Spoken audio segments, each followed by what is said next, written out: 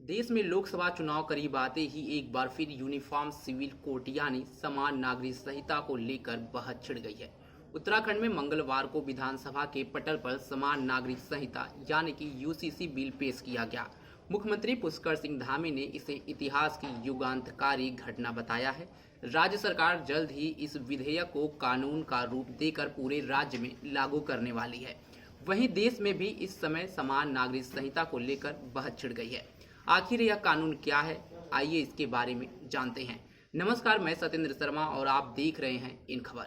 UCC यानी समान नागरिक संहिता मतलब एक ऐसा प्रावधान जिससे पूरे देश में विवाह, तलाक, संपत्ति और गोद लेने के नियम सबके लिए समान होंगे। देश में इसे लागू करने को लेकर गर्मागर्म बहस चल रही है, लेकिन एक राज्य में यह पहले से ही लागू है। उस राज्य का नाम है गोवा। ऐसा समझिए कि गोवा से पुर्तगाली तो चले गए, यूसीसी छोड़ गए, यानी गोवा में यूसीसी पुर्तगाल शासन के वक्त से ही लागू है।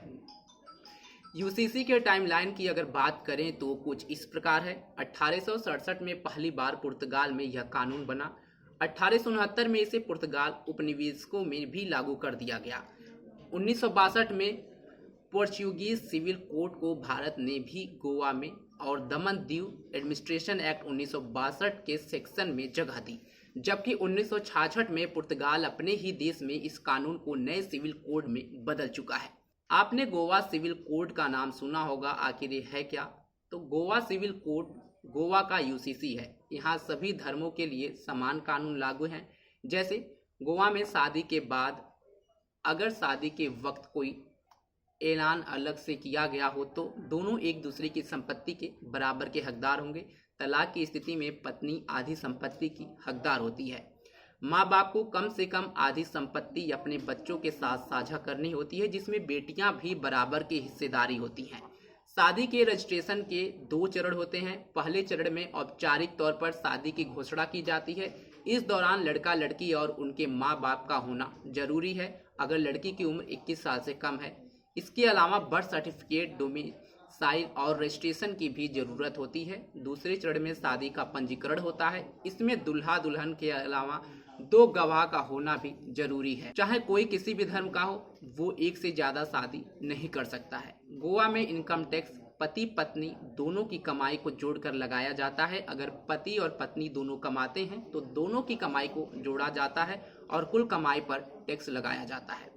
दरअसल गोवा में विवाह, तलाक, संपत्ति को लेकर कानून सबके लिए बराबर है। इन सब बिंदुओं पर अगर नजर डालते हैं तो ऐसा ही लगता है, लेकिन ऐसा नहीं है। कुछ नियम सभी धर्मों के लिए बराबर नहीं है। जैसे गोवा में कोई एक से ज्यादा शादी नहीं कर सकता, लेकिन अगर किसी हिंदू पुरुष की पत्नी बच्चे को जन्म नहीं दे पाती या 30 साल की उम्र तक बेटे को जन्म नहीं दे पाती तो इस स्थिति में वह दूसरा विवाह कर सकता है। यह नियम सिर्फ हिंदुओं के लिए है। ऐसे ही एक और नियम है जहां भेदभाव दिखाई देता है। सबको विवाह का पंजीकरण पूरा करने के लिए सिविल रजिस्ट्रार के सामने पेश होना होता है। यह नियम दोनों चरणों के लिए है, लेकिन कैथोलिक धर्म के लोगों के लिए सिर्फ पहले चरण में रजिस्ट्रार के सामने पेश होना अनिवार्य है। दूसरे चरण के लिए चर्च में की गई शादी को मान्यता दे दी जाती है। इसी तरह कैथोलिक धर्म में चर्च के सामने दिए गए तलाक को मान्यता दे दी जाती है, जबकि बाकी धर्म के लोगों को सिविल कोर्ट में ही तलाक की औपचारिकता पूरी करनी होती है। हाल ही में प्रधानमंत्री नरेंद्र मोदी के यूसीसी पर दिए बयान के बाद फिर से बहस छिड़ गई है।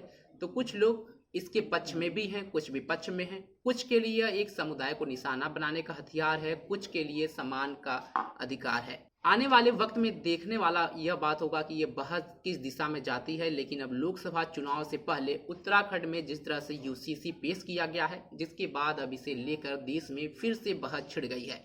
आपको बता दें कि भाजपा अपने चुनावी वादों में हमेशा यूसीसी शामिल करती आई है। अब आप सबकी इस पर क्या राय है, कमेंट बॉक्स में हमें जरूर बताएं। तब तक के लिए बने रहे हमारे साथ। धन्यवाद।